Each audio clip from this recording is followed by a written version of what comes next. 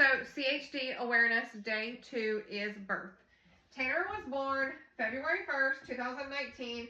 He just turned 7. So exciting.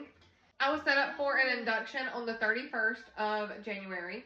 And Papa Shorty, Jonathan, my husband's grandpa, his birthday's on that day. I think he really wanted him to come on that day.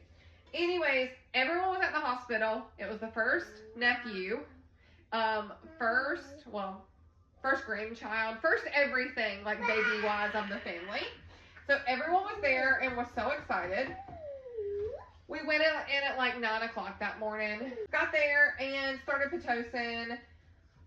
Nothing really happened until like later that evening. I was getting really hungry by like 5, 6 o'clock, and they said they would stop Pitocin at 5 and let me eat. So I had ordered food like an hour before. It was coming up, and they came in at like right around 5 something and drank my water. Yay. Meaning I couldn't eat. So my food sat there and I was hungry. But oh well, I want to get this baby out. At 10 o'clock, I think I threw up, and Tanner's heart rate shot up. So they were going to do a C-section. So they had me sign the paper. I don't know if they had what they had Jonathan do, but I remember they had me on like all fours on the bed, and they said his heart rate was doing better. So they kept me there and threw a suit to Jonathan to put on so he could go in the OR with me.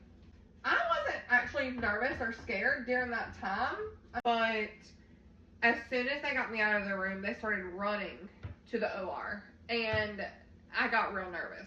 I started praying, and I don't know if I was praying out loud, but I know I was praying because I was still on all fours on the bed, and they were running down the hallway with me to the OR. So once we got in there, they got everything prepped, and they had me like, the bed was laying flat, and they had it like, they tilted me like this, and his heart rate got better all of a sudden.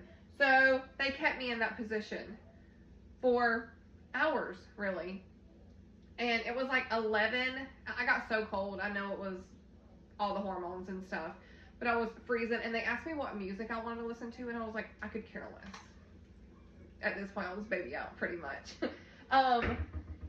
They let me push in the OR from probably like 10:30 to like 1:30, and that was great. I'm very thankful I didn't have to have a C-section. So at like 11:59 though, I looked at Jonathan and I was like, what time is it? And he was like 11:59. I was like, he can come now, because I wanted him to be born on February 1st because February is heart month. So around 1:30, they sent me back to my room and had me obviously keep pushing, and he was born right after 4 o'clock in the morning. And the craziest story, so Tan had to go straight to the NICU, and we knew that. So where I delivered him and where the NICU was, they would go through this hallway right beside the waiting area where all the family was sitting at. So as soon as they seen someone coming, they knew the baby had been born, and then they seen someone coming. All of mine and Jonathan's family rushed out in the hallway, lined the hallway both sides, to see this woman coming by holding her baby. They had no clue who it was, but my sister-in-law thought it was me. Funny story, but they did end up getting to see Tanner. They rolled him by, they let him take some pictures and stuff like that. And Jonathan went with Tan to the NICU, and then my mom came in with me and kind of hung out. My sister helped me order food right after that. It was Chinese food with a slushie, and I wanted it so bad. As soon as I ate it, I got sick. So food just wasn't on my list that day.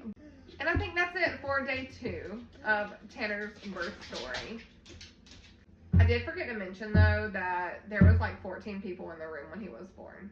There were literally so many people, and I know why. He's a special baby.